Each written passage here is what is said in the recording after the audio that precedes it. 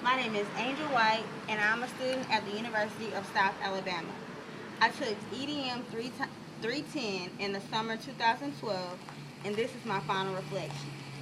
When I first signed up for this class, I thought that it would be about all the things that most classes that have the word technology in them were about.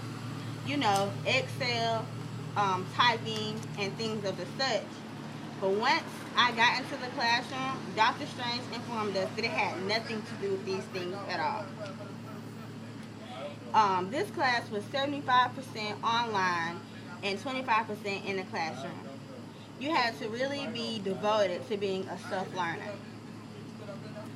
On the first day of class, I felt overwhelmed. We had a checklist of all the things that had to be done to successfully get out of this class. I was a bit concerned about the fact that there were no grades going to be given and only evaluations. But I realized that this was a good thing because Dr. Strange and the rest of the lab assistants, they grade you more on what you're doing, your effort, and not on just, they don't believe in the burp back um, feedback type thing where they feed you information and you just burp it out on a test. It's more project based to where you show them that you can do it, and as long as you're putting your best into it, most of the time you'll get a pretty good evaluation. On the first day, we had to set up our blogs. We had to write a blog about who we were, telling everybody a little bit about ourselves, and we had to watch a YouTube video on time management. Time management, this video was probably the best video to start off the semester with because in this class you really had to learn how to use your time wisely. Before this class, I was a big procrastinator. And this might sound cliche, but I have really learned how to manage my time after this class. We learned a lot of things in this class that I feel will help me in my educational career.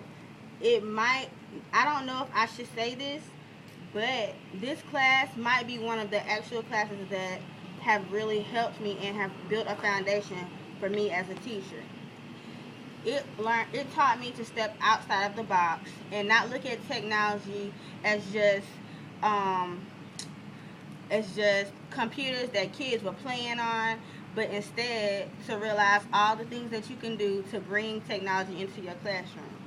The most important thing is probably blogging. I like blogging because I feel like it's a direct link between you and the parents.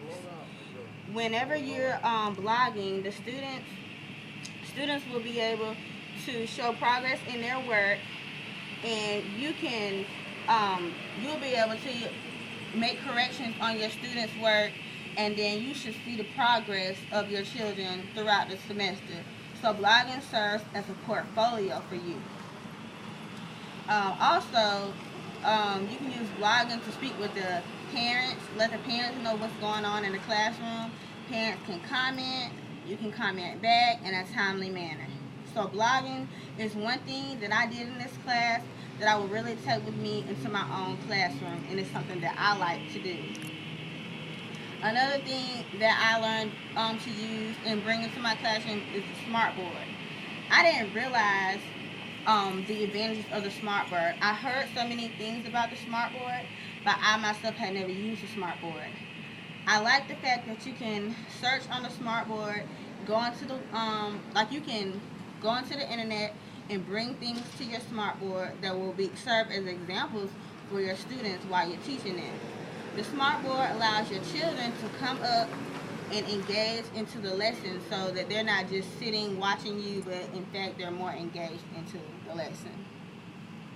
The hardest thing that I did was probably the green screen, and the green screen was fun, but it still was hard for me because I couldn't get the program, and so I had to sit there and figure it out on my own.